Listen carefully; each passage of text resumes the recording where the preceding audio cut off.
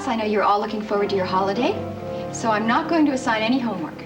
Yay! But your leaf collections are going to be due the day you get back. I already have every leaf in Walnut Grove in my bag.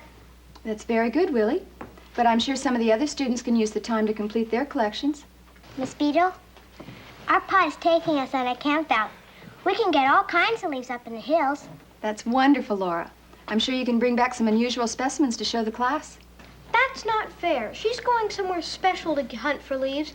She'll get better leaves than anyone else. Yeah, that's cheating. Willie, that's not true. Now, there are thousands of plants and trees all over Walnut Grove. There's so many that no one could find them all. Are we going to be graded? Yes, Mary, you will. And the best collection will be placed in a book, and it will be put right here on my desk for display. So I want you to all do your very best, and have a wonderful holiday. Thank you, Miss Beadle. You too, Miss Beadle. Class is dismissed.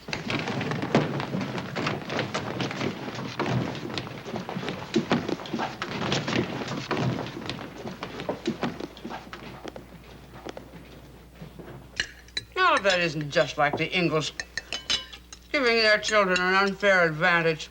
Laura and Mary will find all kinds of leaves that nobody can find around here. Now, I happen to know that Charles has been planning this fishing trip for weeks. Well, you certainly don't think that he's going to spend all of his time fishing, do you? I happen to know that he sets great store by his children, so he's going to help them all he can. Yeah, it's not fair. Well, I don't know what you expect me to do about it. I expect you to find out where they're going. And you take your son and your daughter to the exact same spot. I can't do that. A man doesn't just intrude on another man's holiday. The forests and the rivers belong to you as much as they do to him. You don't understand. Oh, I understand only too well. You are perfectly willing to stand by and allow your children to be taken advantage of unfairly. Harriet!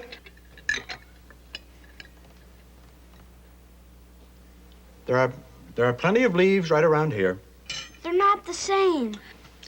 Nels Olson, you are breaking that poor child's heart. Laura and Mary are always talking about how their pa does things for them. There are going to be a lot of people in town this weekend. Think about all the business that we'll lose.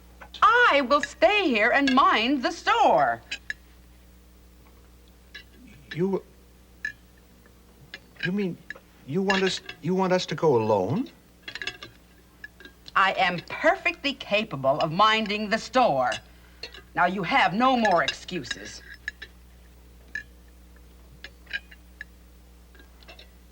Well, I don't know where Charles is going. We'll finish your supper and ride out there and talk to him. Maybe you're right, Harriet. After all, the children do deserve equal opportunities. I'll go out and talk to Charles right after supper.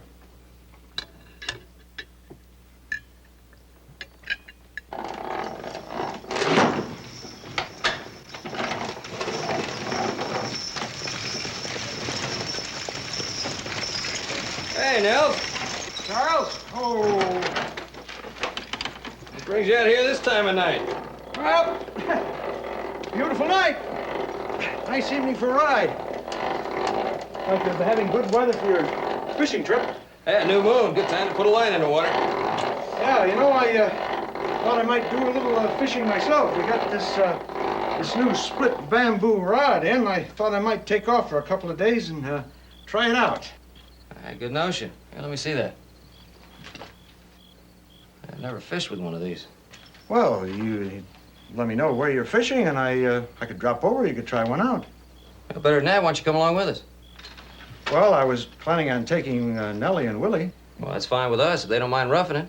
You sure we wouldn't be intruding? Not at all. We're going to leave 6 o'clock Saturday morning.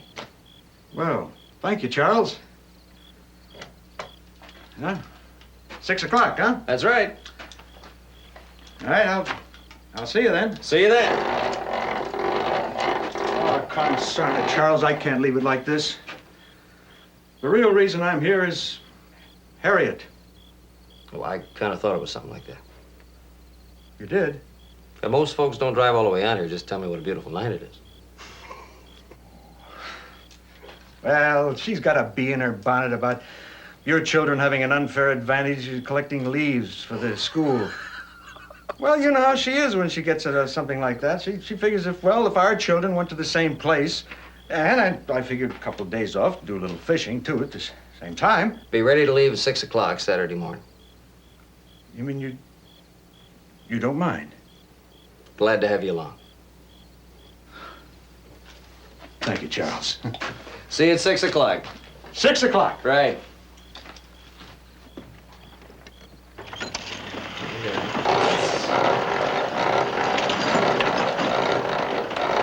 Here we are. Good. Sweet dreams. Sweet dreams. Oh, you don't look like sweet dreams. You look like two little girls just ate some sour green apples. Well, the campout was going to be so much fun. Now that Nellie and Willie are coming, they're going to spoil everything. Laura, fellowship and neighborliness are not just for Sunday. That's right. You're supposed to try to be nice to people all the time. Well, it should work the other way around, too. Nellie and Willie won't be nice anytime. Now, wait a minute. You gotta give them a chance. Laura's right, Pa. Nellie isn't nice to anybody, not even Willie. I don't see how anybody could be nice to Willie. He'd even argue with a tree stump. Well, you won't have to be around them all the time. You'll have time to get off by yourselves. Your mother's right. Now, go on. Go to sleep. Good night, Pa. Good night, Pa. Good night, Ma. Good night, Ma. Good night. Don't worry. You'll manage. It's only for 2 short days. See you in the morning. Good night. Night. Night, Mary. Good night, Laura.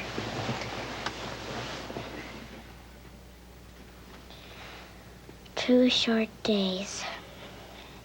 With Nellie and Willie, they'll be the 2 longest days ever. What do you say, Carrie? Thank you. Well, you're welcome, honey bun. Well, I think that's everything. How much is that, Mr. Olson? Let's see, it's... Oh, good morning, Miss Ingalls. Good morning. It's 45 cents altogether.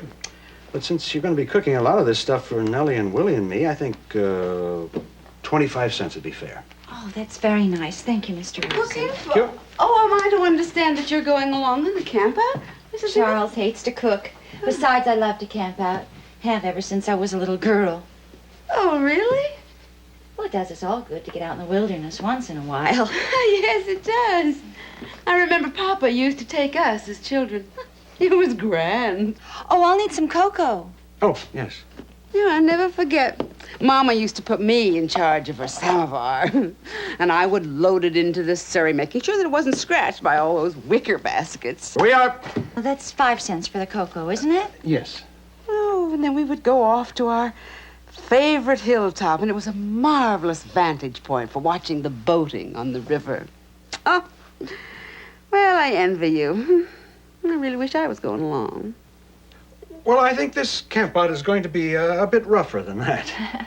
Oh, perhaps, but still, there's nothing like the smell of fresh coffee brewing in the great wilderness. I'm afraid things aren't always quite the way we remember them. We have a tendency to forget little things like mosquitoes and snakes. Oh, well, I suppose so, but still, I would enjoy watching the children enjoying themselves as I did. Oh, you don't have to worry about the children. I'll look after them as though they were my own. Yes, indeed. And there is the store. Yes, I must stay here and take care of the store. Well, it's just too bad that we didn't make arrangements sooner. Yes, it is. Well, I'd best be getting on. Good morning, Mrs. Olson, Mr. Olson. Come along, Carrie. Good morning. Good morning.